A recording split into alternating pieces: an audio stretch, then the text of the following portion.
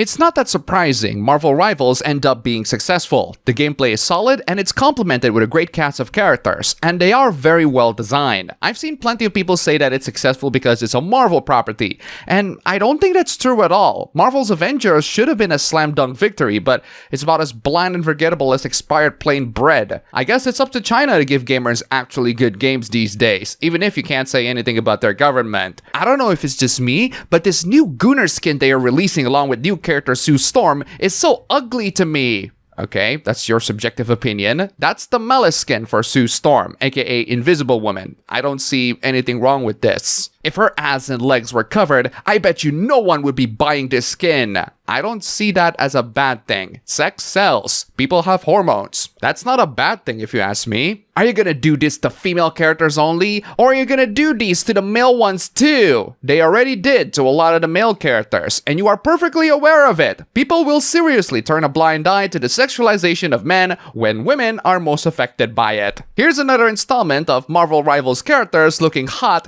being a problem. Squirrel Girl. Apparently some people don't like her thick looks and want her to look thinner. According to this person, those people are heretics. 6,000 people are pathetic, bottom of the barrel, weak, limp-wristed scum. Yeah, you tell them, random online user. That'll stop them from downloading it. Unfortunately, NetEase practically killed all attempts of modding Marvel Rivals, so you can't mod the characters in any way, shape, or form. Most of the mods that I see are turning the characters way sexier than they looked in the game. That or putting them in their birthday suit, which I obviously cannot show here. Look it up yourself. I'm not a fan of this development at all. If you ask me, as long as the modding is done on the client side, I don't think there's a problem. I mean, no one in the rest of the server is gonna notice that the character that you're using is wearing swimsuits. Still, maybe there is some hope in the future. You might be able to stop the modders now, but you cannot stop their creativity and passion. This next hoopla also involves a Chinese-developed game. But before I get to that, if you like the content so far, don't forget to like, comment, subscribe, and tip just $1 anywhere in the links below. Even though this is a new year, the same type of games always get the same type of hooplas. This is a blatant copy of Genshin Remuria.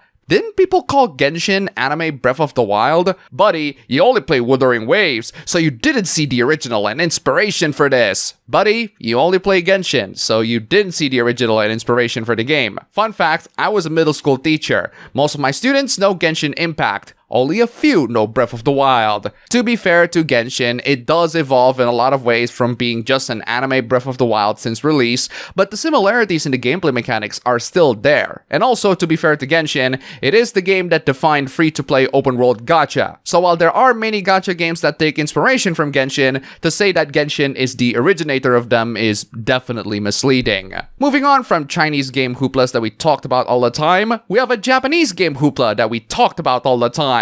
I thought we'd talk about this already. Bayonetta is a queer icon. I genuinely have no idea where this notion comes from. I guess because she's always very flamboyant and sexual like drag queens, but isn't that just stereotyping queer people as flamboyant and sexual? You don't even know what gay is in gaming, and yet you can say certain games are and aren't gay. But we do know what gay is, and canonically speaking, Bayonetta is definitely not gay. Your headcanon is not canon. I am 100% certain that some people working on the majority of games are queer.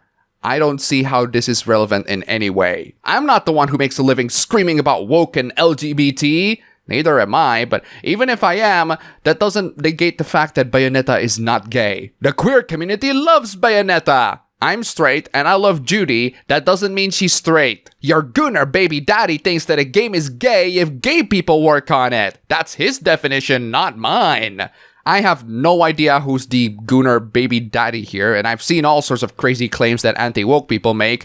No, if gay people work on a game, that doesn't mean the game is gay. I don't know who made that claim, and I don't agree to that. Either way, Bayonetta is not gay. She might be flamboyant and sexually over the top, but that doesn't make her canonically gay. If anything, saying that she's gay because of that is actually more offensive. But that's just me. Come to think of it, Bayonetta is fighting angels most of the time, which does make you question who the real good and bad guys are, like the TV show for our next hoopla. I recently watched The Penguin, an amazing series that spun off from the also equally amazing The Batman. The Penguin is an irredeemable evil scumbag. This guy just utterly backstabs everyone that he sees, and trusting him is a great one-way ticket to utter destruction. Every part of the journey is interesting, and I cannot wait to see more of him and Pattinson's Batman. This guy obviously thinks that pure evil characters or races have no place in fiction whatsoever. Oh, that dude is several degrees wrong. I agree, because they're boring.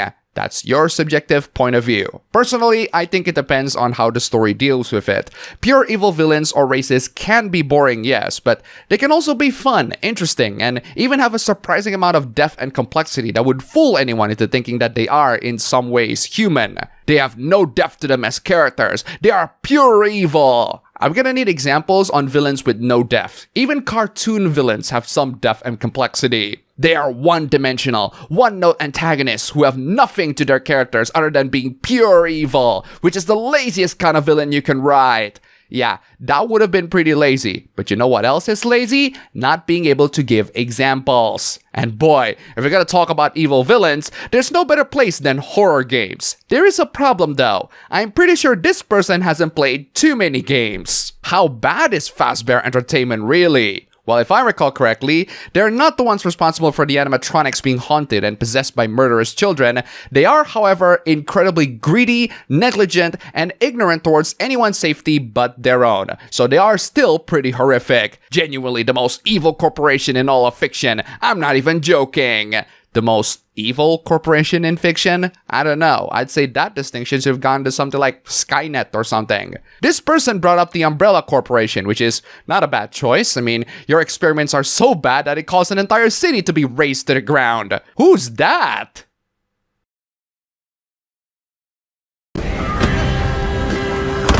Moving on from evil corporations and Zoomers not knowing basic knowledge, let's talk about the evil things that anime creators do. This person asked a simple request, a dumb one at that. Stop sexualizing 15-year-olds! Except the anime is not sexualizing 15-year-olds, they are sexualizing fictional characters. These characters are not real. The ages of those characters are totally made up. Sexualizing them has the same amount of effect to people in the real world as conscripting them to fight evil villains. Or at least it should be, but these idiots will always exist to disprove that notion. Fictional or not. Well, since you have issues with 15-year-olds being sexualized, maybe you would also have issues with those same 15-year-olds being put in life or death situations where they have to save the world because they have superpowers. Sexualizing minors is gross in general, but putting them in danger where they can die is perfectly fine, especially when you think other anime doing it are valid. Yeah, other anime has done way worse towards kids than sexualizing them. Check out NTHT or Elfen Lied,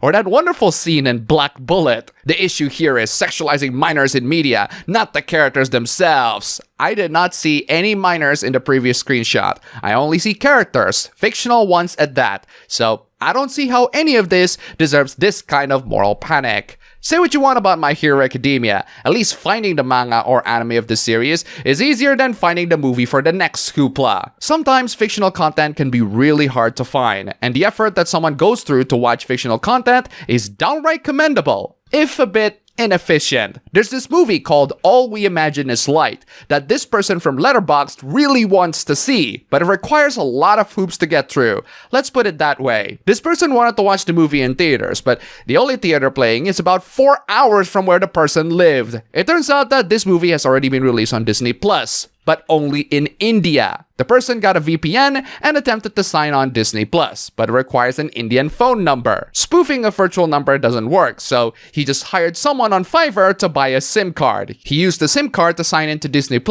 and finally watched the movie. Jeez, all that trouble to watch just one movie. Now this is definitely a point against streaming, because a movie that should have been on the same website is not viewable in others due to stupid geo restrictions. But I wonder if you would be able to achieve the same results if you just used an American Disney Plus account but turned the VPN on to India. I don't use Disney Plus, so I don't really know if that works. But you know what I do know how to do? Sail the 7 seas. Let me sail the seas for a bit and see what's happening. Okay, I do have to admit, this one is a lot tougher to find in your average movie. But if you look hard enough, it's definitely there in HD quality with all the appropriate subtitles. And I don't have to pay some Indian for a SIM card. So in conclusion, depending on the show that you're looking for, it might be easier to pay for a subscription. Or it might be easier to sell the seats for it. Either way, doing whatever this guy is doing is a bit inefficient, to say the least. But hey, at least it works, right? And finally, let's go back to anime, because they have been affecting people in the real world in a really concerning way. Here's a wild idea. Anime girls are crack for sexually underdeveloped men. Well, yeah, they can't interact with real girls, so they prefer fictional girls instead. As someone who is in a relationship, sometimes I don't blame them. They missed out on the basic emotional connections with the opposite sex. Yeah, but they also missed out on the conflicts, the heartbreak, the misery, etc. Relationship is no joke. It's a lot of work that most people in the world are never going to be prepared for. Anyone who sees relationship only in its happier moments has never been in a relationship. Some will grow out of it. The rest won't breed. Yeah, be careful what you wish for, because what I'm hearing here is you want these anime girl-loving addicts to breed. I'm not sure that's the kind of outcome that you want. White men and women have a responsibility to each other to engage in good faith. Why specifically white? Loving anime girls is not just a white people thing. Promoting incel culture doesn't solve the incel problem.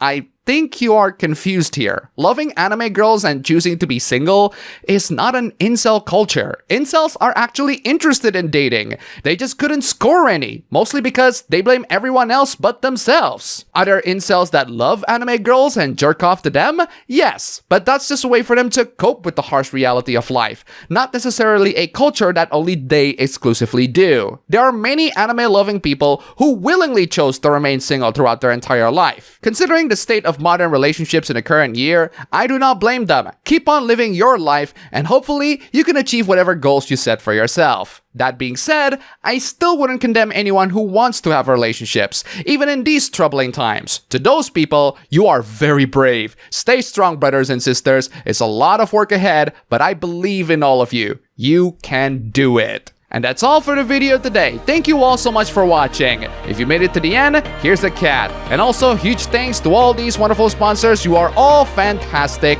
If you want to see your name among these legends, then check out the links below, just $1. And you have supported this channel a lot. Seriously, thank you so much for watching. Don't forget to check out my ABB Show stream channel. Link below, go subscribe. And I'll see you all next time.